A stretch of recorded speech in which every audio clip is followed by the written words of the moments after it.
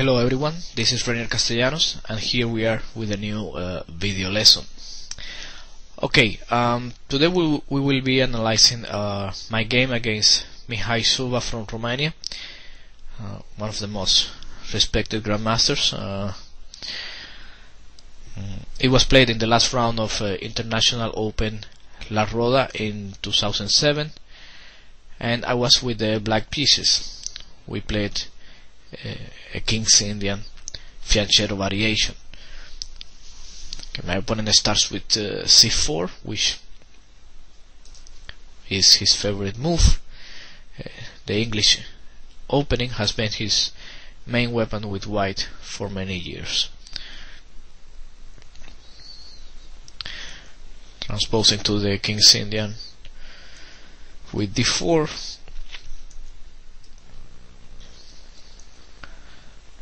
Knight c3, e5, and now white plays h3 and rook e8. I was thinking about playing the Gallagher system, which I had been studying at that time.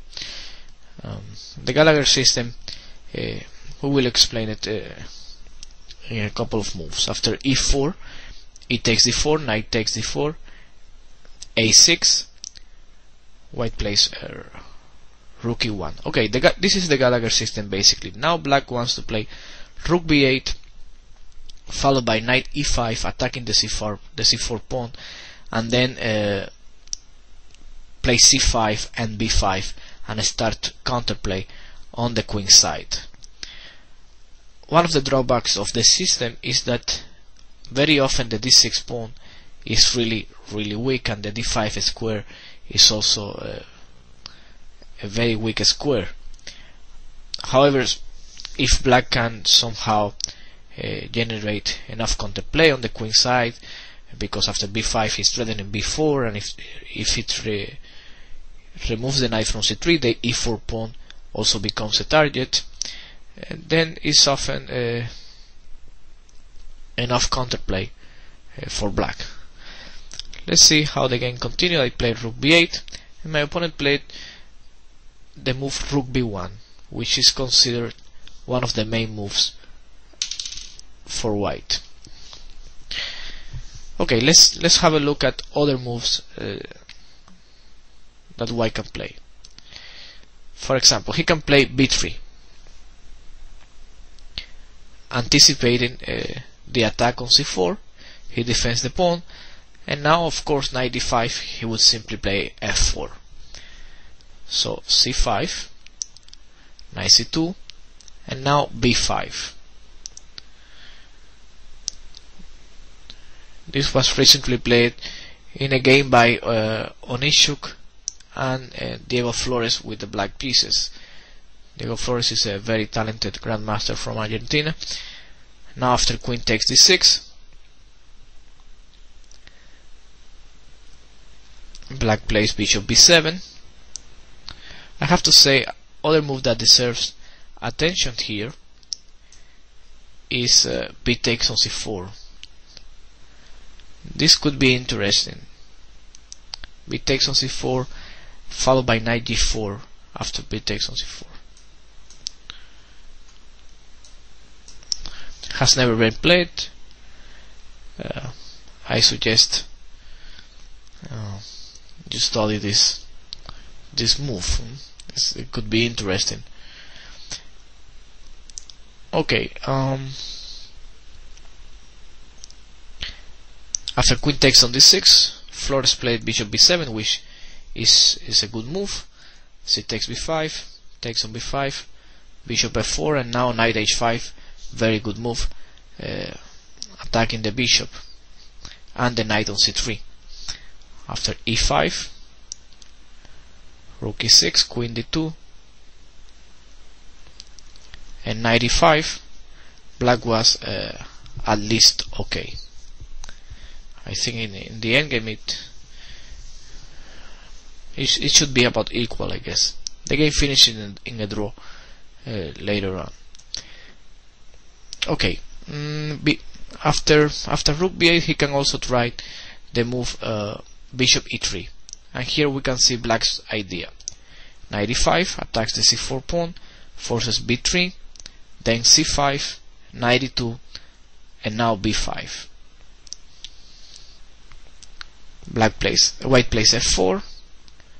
Of course, knight d7, knight c6 is not possible because of e5. The knight on c6 is hanging, so you have to play knight d7, and now queen takes d6, b4, e5. Of knight a4 is not possible. Here we see the kind of counterplay that black is looking for. After knight a4, knight takes on e4, black is winning. So e5, b takes on c3, and now the right move for white is knight takes on c3.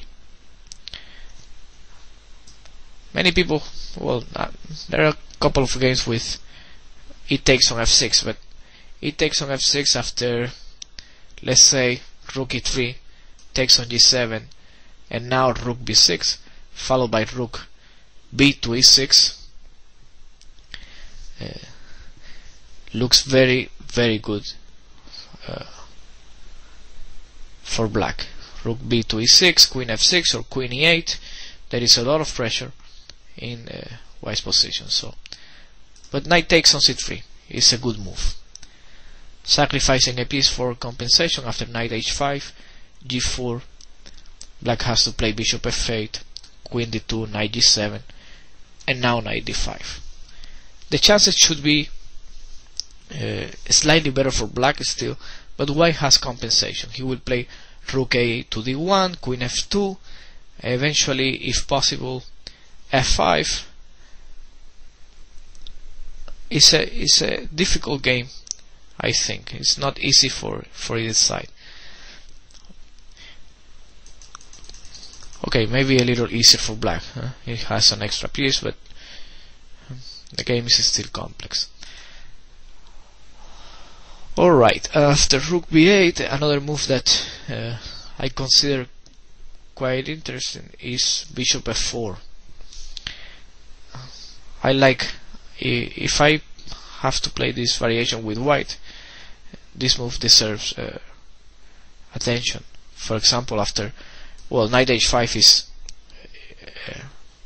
clearly a dubious move. After bishop e3, there is no explanation why black has a knight on h5. It's not doing anything.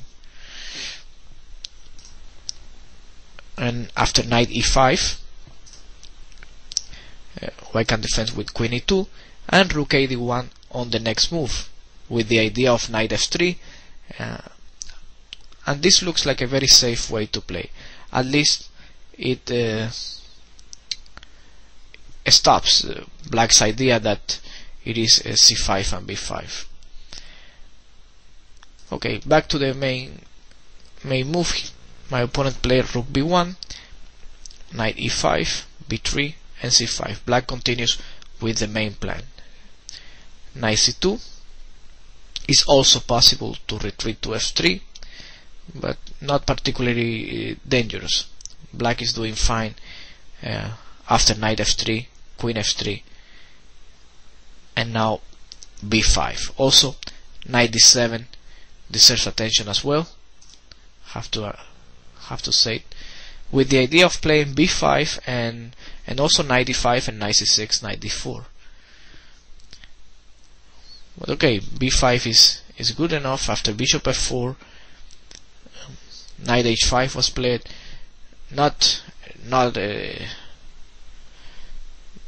It's not forced. Black can play also b4.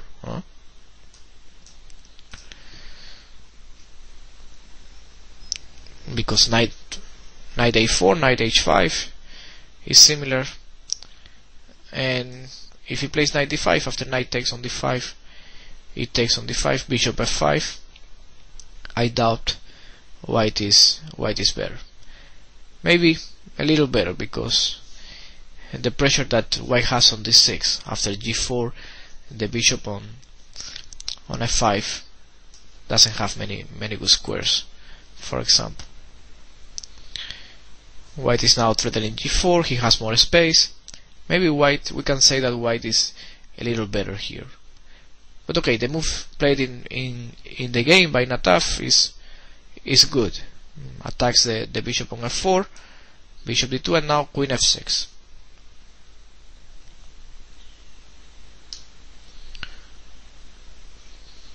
The game was about equal. Okay, back to the game. To my game, my opponent played knight c2, and then I went knight c6. Of course, now b5 is not very good because he plays f4. Knight c6 is impossible, and knight d7. White simply takes on d6. First he takes b5, a takes b5, and then takes on d6. You can see how useful is the rook on b1. After b4 he can simply move the knight, and there is no knight e4, not anything. So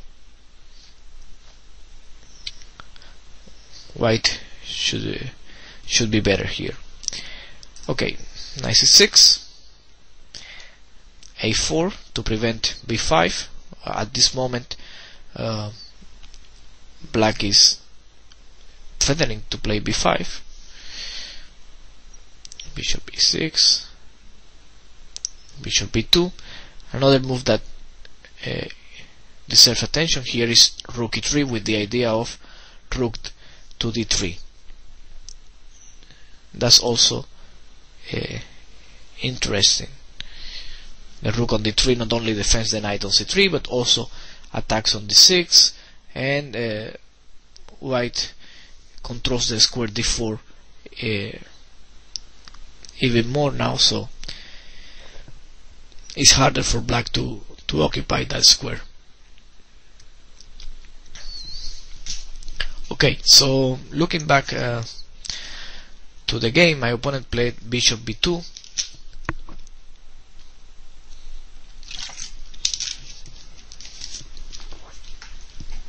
and now h5. h5 is the kind of move that black plays hoping for future counterplay. It frees the square h7 for the knight, but also at some point he may have h4, weakening the dark squares on the king side. So bishop a1, this was the first new move of the game, I think, typical from Suba.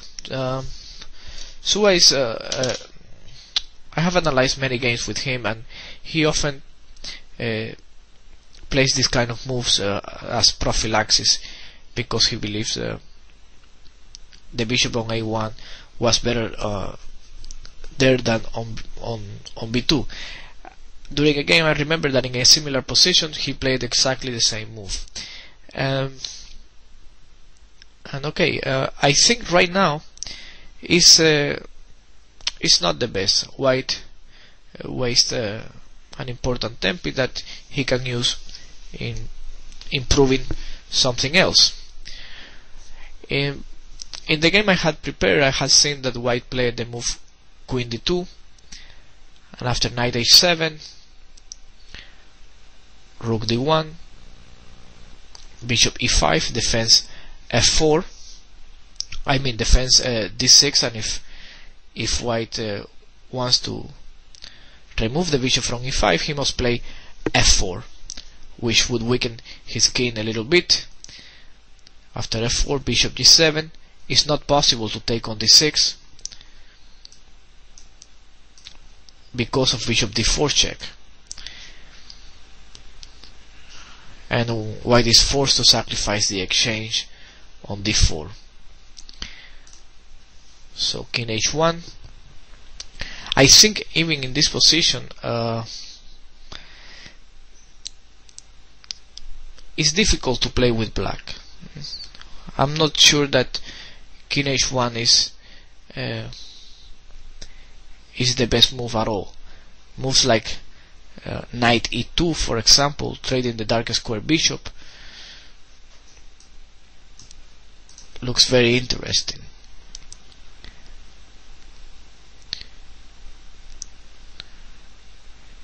Because that's the bishop on g7 is probably black's best piece at this moment.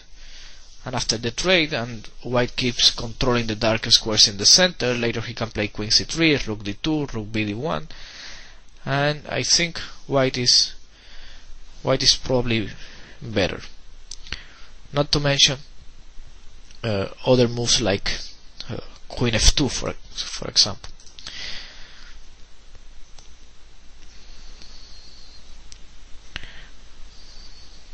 With the idea of doubling rooks on the d file, and in case of I play like in the game queen a5, he can play knight e2, and again the same scenario. The queen is very well placed on f2. If we trade the darker square bishop, then it's not easy for black to create any active play. Okay, but in the game I had prepared, white played king h1, and after queen a5, knight d5, queen takes on d2, rook takes, bishop takes on d5, c takes on d5, knight a5. Black didn't have any problems. Actually, he won the game later. Okay, my opponent played bishop a1, which of course we cannot say is a bad move, but not necessarily dangerous for black. Knight h7 with the idea of queen a5 or bishop e5 like we saw in the previous game. And now my opponent played h4. I guess trying to avoid knight g5 basically, which could also be another idea.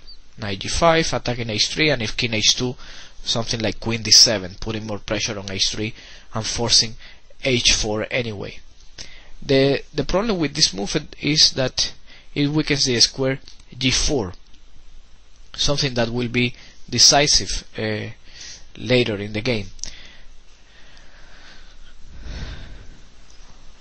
It is possible that after knight d5, for example, bishop a1, rook a1, bishop takes on d5, c takes on d5, okay, queen takes d5, h4, I think is fine for black, because if he plays g4, I go queen f6, and I control the darker squares.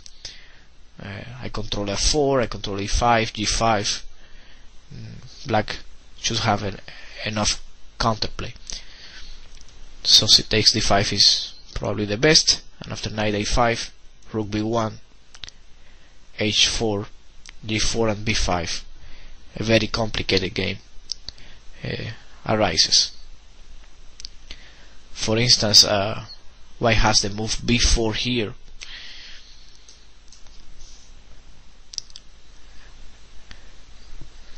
That could create some real problems. If I take on b4, knight takes on b4, the pawn on a6 is very weak, as well as the square c6. And if I play knight c4, after b takes on c5, d takes on c5, I have to make sure that those pawns in the center are very well blocked.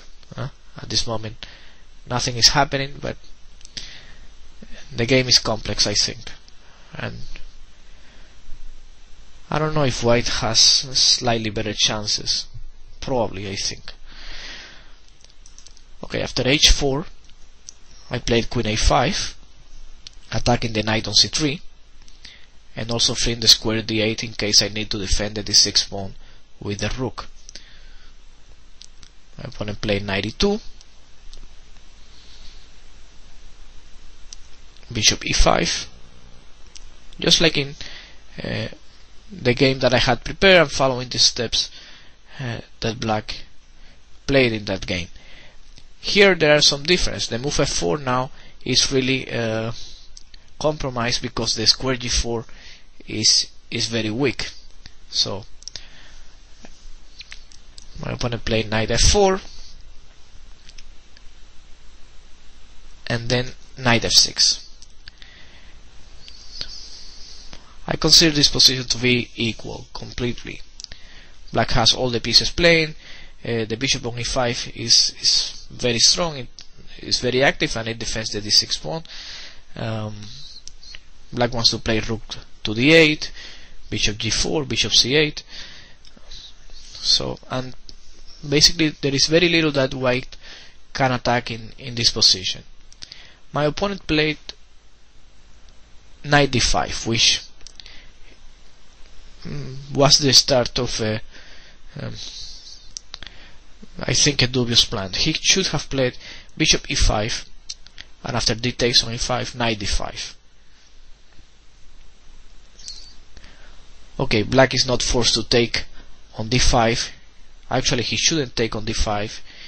Just something like knight d7 or even king g7 should be fine. With the idea of rook b d8, and the game is still equal. Nothing is happening actually. Okay, he played knight d5, and after bishop a1, rook takes on a1, bishop takes on d5, c takes on d5, knight d5 arises a structure that looks like a Benoni defense. The pawns, black has the majority on the queen side with c5 and b5 coming up next. The knight on e5 is very strong, considering that white has to play f4, and playing f4 means that one of the knights is going to g4, and it's not easy to get it out of that square. So I believe already here white has to be careful. Also, the bishop on, I have to mention that the bishop, white's bishop is not a very good piece in this position. Knight e3, knight g4. It makes sense to trade one pair of knights. Knight c4, and now I played queen d8, which made be a slight mistake. Probably knight takes on c4, b takes on c4, and something like queen c3 was more active, attacking the c4 pawn, and after rook c1, queen b4, with the idea of b5 next. Okay, after queen d8, my opponent played f4, which was also not a very good move. I think maybe f3 was slightly better.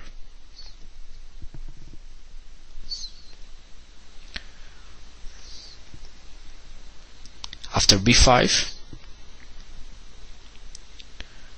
takes, knight takes on e5, knight takes, and now f4, knight g4, bishop f3.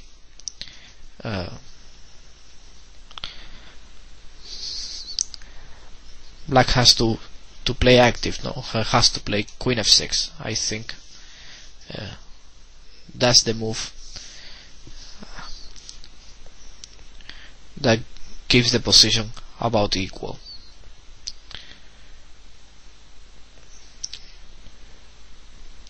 Okay, I have to say that white cannot win the pawn on g4, because after queen takes g4, black has the move rook takes e4 with a clear advantage. The rook on a1 is hanging. Now the white king is very weak, and the pawn on b3 as well. So, but after queen f6, white is not forced to take. He could play something like queen d2, for example, and there is no easy way for black to break in.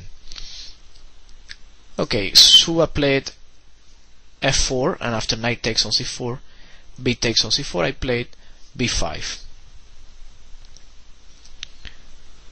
White has problems now with his king. The problem is that after black opens the b file, there are things, there are threats very annoying, like queen b6 with the idea of c4 check, or rook b2 controlling the second rank. takes on b5, take on b5, and now Suba played the move bishop f3.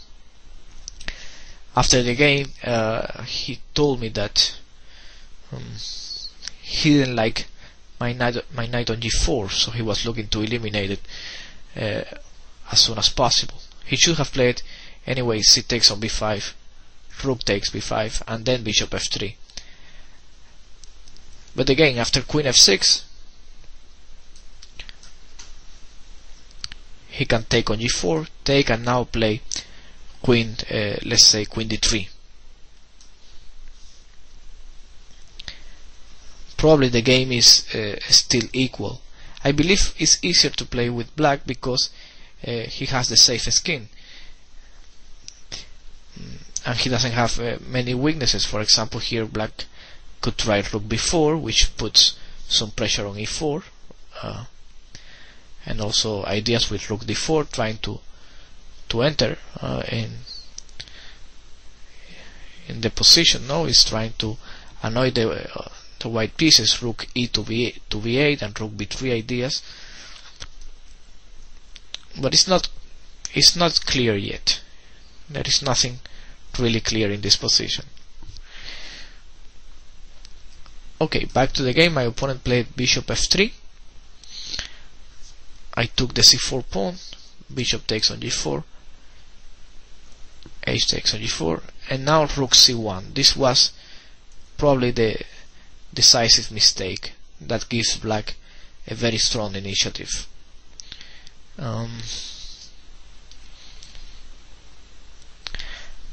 After queen takes g4, queen f6 with the idea of rook e4 or queen d4 check, but the white has the move e5. D takes on e5 and queen g5. Okay, black has to trade, and pawn takes g5. It looks better for black, of course, but it's not easy to actually convert this advantage, because after rook b3, king f2, rook d3, he plays rook a4, and he's going to place the rook on c4 no matter what. And if I play rook d4, rook c1.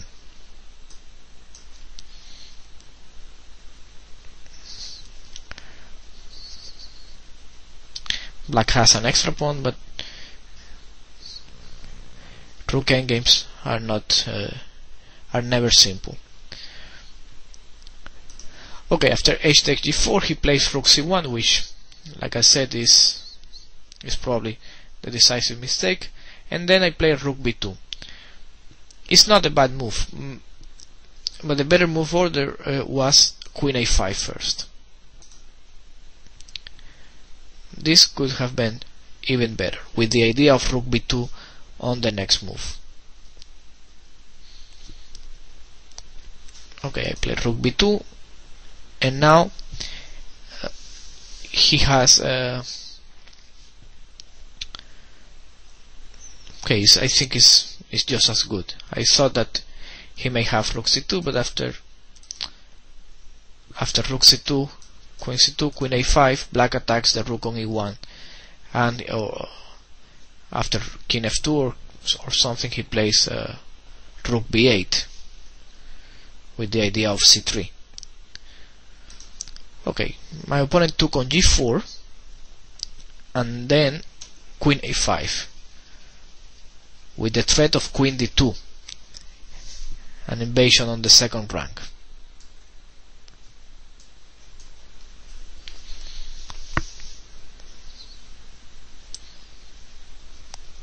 Rook e2. There is nothing better. He can try rook d1, for example, but after queen c3 with an eye on g3, and also queen c2.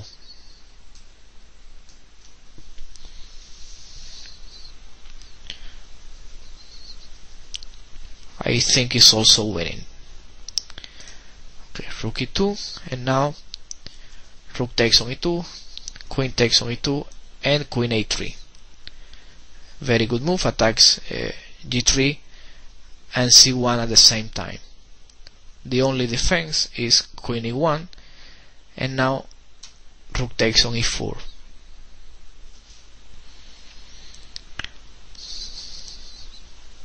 There is nothing better than queen takes on e4, but both he can try queen c3, but still it should lose. It's passive, and black doesn't have to take on c3. He can play a move like queen b3, for example, with the idea of rook d4 and rook takes d5 or rook d3.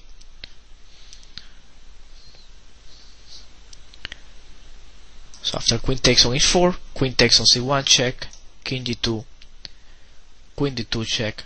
We were both in time trouble in this position, and here you can see the Grandmaster's resources and tricks in these situations. He plays king f3, and the first move that occurs to my mind is queen d3 and trade the queens, and it should be winning since I have an extra pawn.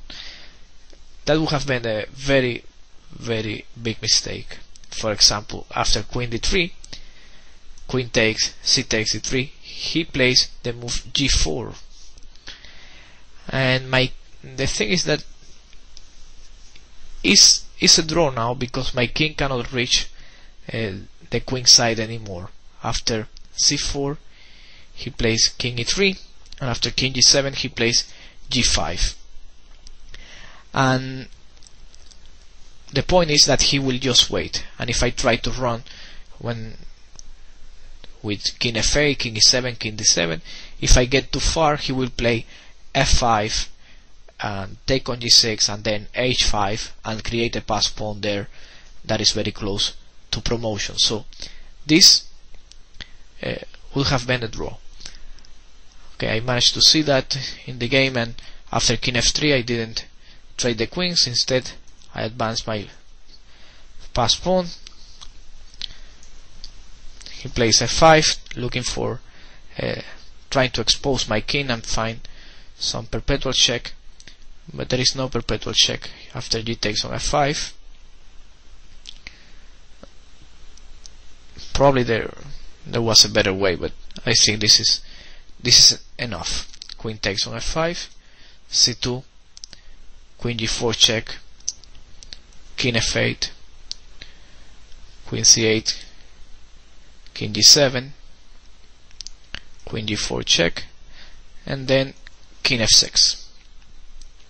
There are no more checks, and I'm one move away from promotion. So my opponent played queen f4, and after queen f4 he resigns.